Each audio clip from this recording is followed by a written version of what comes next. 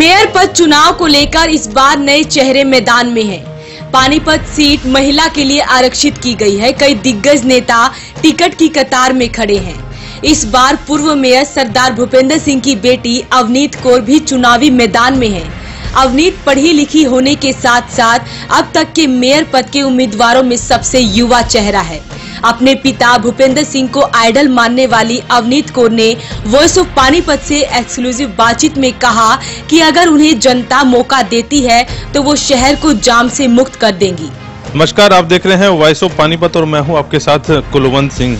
चुनाव के रंग कार्यक्रम में आज हम मेयर पद के दूसरे उम्मीदवार से आपको मिलवाने जा रहे हैं। पहले हमने आपकी मुलाकात मीनाक्षी वर्मा से करवाई थी, अब दूसरे उम्मीदवार हैं। हालांकि बीजेपी से ये दावा ठोक रहे हैं। मेरे साथ हैं अवनीत कौर, पूर्व मेयर भूपेंद्र सिंह की बेटी हैं और भूपेंद्र सिंह के चर्चे आपने सुने ही होंगे और हमने वॉइस ऑफ पानीपत पर लगातार आपको दिखाते भी रहे हैं। तो एक पढ़ी लिखी एक और लेडीज मेरे साथ है, इनसे बात की जाती है। अवनीत कौर है मेरे साथ। अवनीत जी, स्वागत।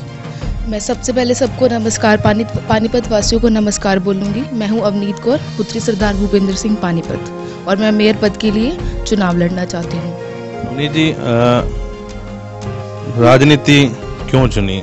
उनते परिवार बस गया, शादी होगी, उसके बाद फिर राजनीति की दम उड़ बना। पहली बात तो ये, आपकी बात को इंटरप्ट करूंगी। मैं राजनीति मैंने नहीं चुनी, मैंने अपने शहर की सेवा करने का अवसर लिया है कि मुझे सेवा करने का अवसर मिले। और ये है कि हमारे पानीपत में बहुत गंदगी है, बहुत मुद्दे हैं, बहुत कुछ है ऐसा जो एक मेरा मन है कि मैं करूं, उनके मुद्दों को उठाकर उनका सबको सॉल्यूशन निकालूं। क्या अभी क्या सोचते हैं पानीपत में सबसे बड़ा मुद्दा क्या है चल रहा है समय? सबसे बड़ा मुद्दा देखो क्लीनिनेस का तो है ही है, और उससे पहले मैं ये कहूंगी कि एक तो ये जो सोलेटरी हाउस हैं, ये मैं एक तो पानीपत से बाहर करवाना चाहूंगी। और जो मैं अपने माननीय मुख्यमंत्री जी से, अगर मुझे सफलता मिलती है इस इलेक्शन में, तो मैं उनसे बोलूंगी कि कुछ ऐसे प्रोजेक्ट्स लॉन्च हो पानीपत में, जैसे कि ये ड्रेन नंबर 1 का काम जो अभी रह गया था वो सब पूरा हो।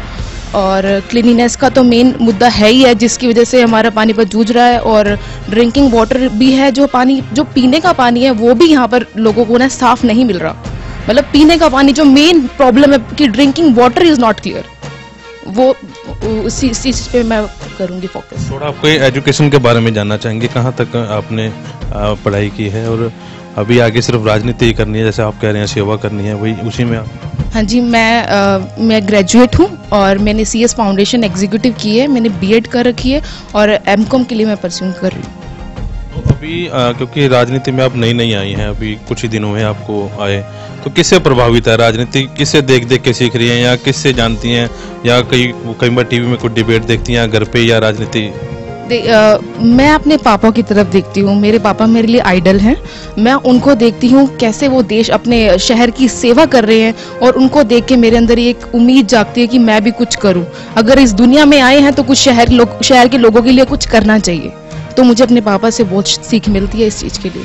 अभी सबसे बड़ी बात टिकट की दौड़ में है। आप टिकट मिल जाती है तो बीजेपी से मेयर बन जाती हैं, तो भ्रष्टाचार का सबसे बड़ा मुद्दा जो है इस समय पानीपत में चल रहा है, सफाई का लेकर, जैसा कि हम अपनी डिबेट में कहते भी रहते हैं कि 48 लाख रुपए का ठेका 2 करोड़ के पार चला गया। भ्रष्टाचार को लेकर क्या कदम उठा पाएंगे आप? देखिए, जो भी भ्रष्टाचार अब पानीपत में, जो पानीपत है वो पूरा भ्रष्टाचार से भरा हुआ है, ऊपर से लेकर नीचे तक सब भ्रष्ट है यहाँ पर। तो जैसे ही अगर हमें पावर मिलती है, हम पावर में आते हैं, हम अपना जो पार्षदों के साथ मिलकर हर प्रॉब्लम का सॉल्यूशन निकालेंगे। Every problem has a solution, हर चीज का सॉल्यूशन निकलेगा और निकलेगा भी।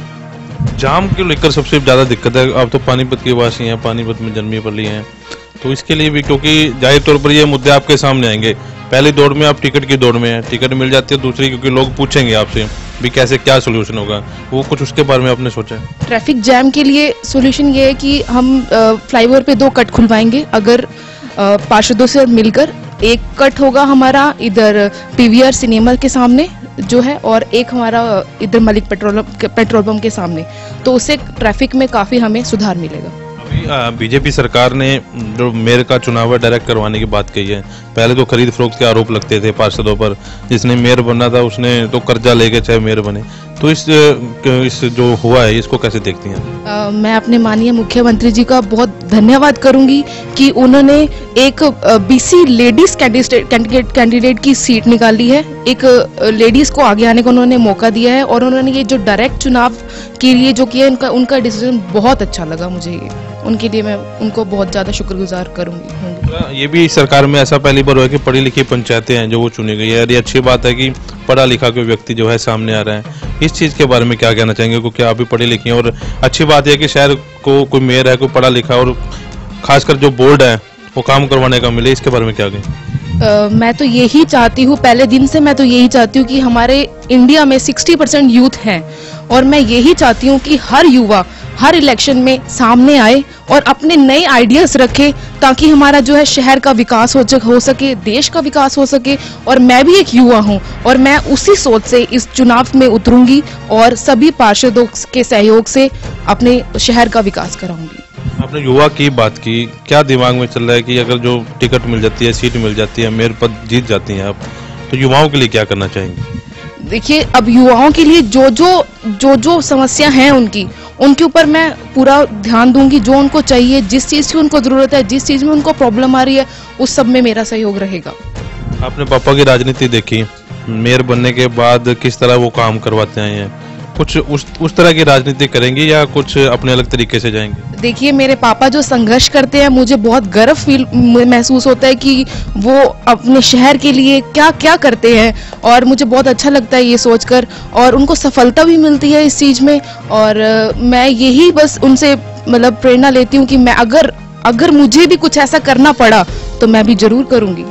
अफसरों के साथ कैसे तालमेल बढ़ेगा? क्योंकि बीजेपी सरकार जब आई थी, एक तो भ्रष्टाचार का नारा लेके आई थी, भ्रष्टाचार मुक्त करेंगे, अफसरशाही हैवी नहीं होने देंगे। लेकिन इस सरकार में अफसर ही सरकार को डुबो रहे हैं और क्योंकि भ्रष्टाचार का मुद्दा तो नंबर 1 पे पानीपत का नगर निगम का है, अफसरों के साथ कैसे तालमेल बिठाएंगे? देखिए, अब हम पार्षदों के साथ बैठकर ही हर बात का सोल्यूशन निकलेगा। एक जाना सोचकर हर बात का सोल्यूशन नहीं निकाल सकता। हम सारे इकट्ठे बैठेंगे, हम सब एक परिवार की तरह हैं, हम सब पार्षद इकट्ठे बैठेंगे और हर बात का सोल्यूशन निकलेगा। लोगों का कैसे समर्थन मिल रहा है? आप लोगों के बीच में जा रहे हैं, कैसा समर्थन मिल रहा है? मुझे बहुत अच्छा लग रहा है, बहुत अच्छा फील हो रहा है। लोग मुझे अपनी बेटी समझते हैं, मुझे पलकों पर बिठा कर रखा है लोगों ने। मैं जहाँ जहाँ गई हूँ मुझे उतनी रिस्पेक्ट मिली है, बहुत ज्यादा अच्छा लगा है। लास्ट सवाल आपसे ये है कि पापा का कौन सा वो वाकया याद आता है कि टीवी में देखा था, इन्होंने ये काम करवा दिया, कुछ ऐसा कुछ याद आ रहा है? पापा ने बस अभी पीछे वो शव यात्रा निकाली थी, मुझे उनका ध्यान है। और बस भ्रष्टाचार मुक्त क्लीनिनेस के ऊपर उन्होंने हमेशा मुद्दा उठाया है। कोई भी ऐसा नेता नहीं है जिसने अभी तक भ्रष्टाचार और क्लीनिनेस के ऊपर आवाज उठाई है। सिर्फ मेरे पापा हैं, उन्होंने ही दोनों चीजों पर आवाज उठाई है। मेयर बनते ही, मान लो आज आप मेयर बन गए, पहला काम कुर्सी पे बैठते क्या करेंगे?